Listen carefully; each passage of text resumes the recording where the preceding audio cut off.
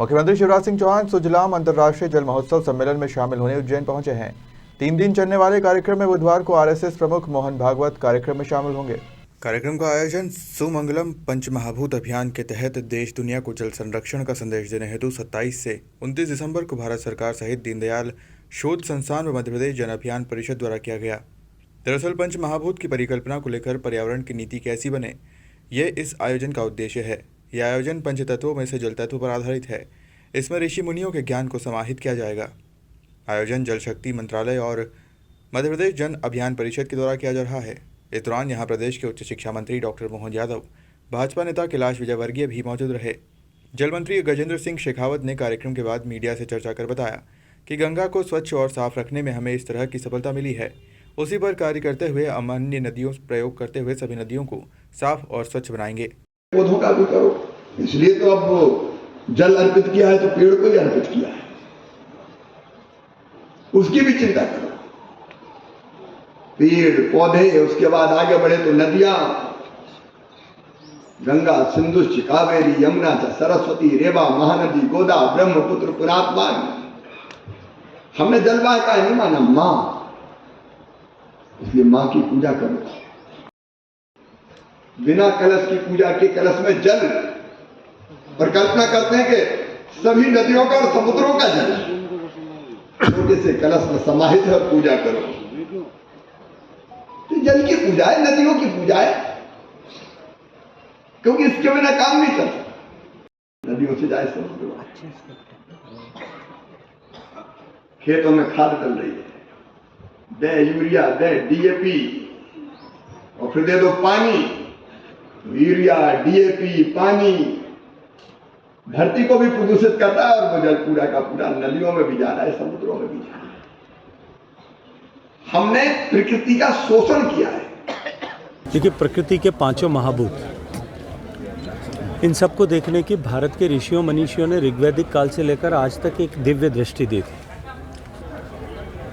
और पीढ़ी दर पीढ़ी हम उसी दृष्टि पर काम करते हुए भारत ने हमेशा सस्टेनेबल लिविंग पर के दृष्टिकोण को अपनाया था।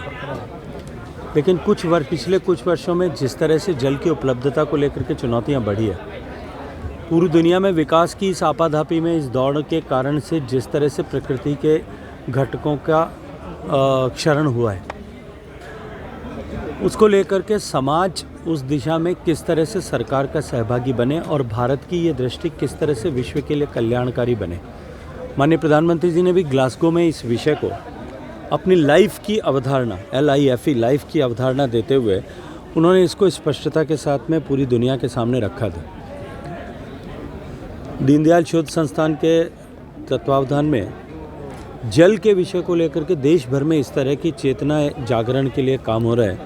उसी की श्रृंखला में आज देश भर में जल के विषय पर जुड़ कर के काम करने वाले ऐसे सारे लोग जो व्यक्तिगत रूप से इंडिविजुअल कैपेसिटी में काम करते हैं, किसी NGO की तरह काम करते हैं, किसी संस्थान के साथ में काम कर सकते हैं, वो सब लोग आज यहाँ महाकाल की इस धरती पर क्षिप्रा नदी के किनारे पर एकत्रित हुए हैं। और 2 दिन तक इस विषय को किस तरह से और आगे बढ़ाया जा सकता है, समाज में चेतना किस तरह से और जागृत की जा सकती है, किन सारे कामों को हम एक दूसरे से देख समझ सकते हैं, सीख सकते हैं, क्या बेस्ट प्रैक्टिसेस किसी दूसरे प्रदेश में हो रही है जिसको हम अपने यहाँ पे लागू कर सकते हैं, इन सब विषयों पे विचार मंथन होगा।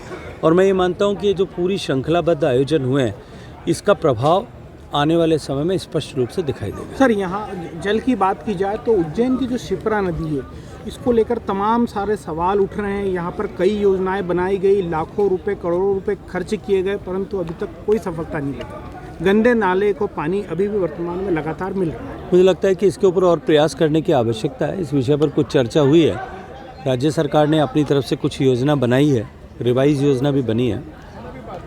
जिस तरह से गंगा में हमने सफलता प्राप्त की है, ये हमारे लिए एक आशा की किरण है। और गंगा नदी और गंगा की सहायक नदियों पर जिस तरह से काम हो पाया है माननीय प्रधानमंत्री जी के नेतृत्व में, उससे जो कुछ हमने सीखा है, मुझे लगता है कि उसको उपयोग करते हुए, उस ज्ञान का उपयोग करते हुए, उस ज्ञान की गंगा का उपयोग करते हुए हम देश के अन्य नदियों पर काम करें। इस दिशा में भारत सरकार भी काम कर रही है। उज्जैन से विमल बैंडवाल की रिपोर्ट।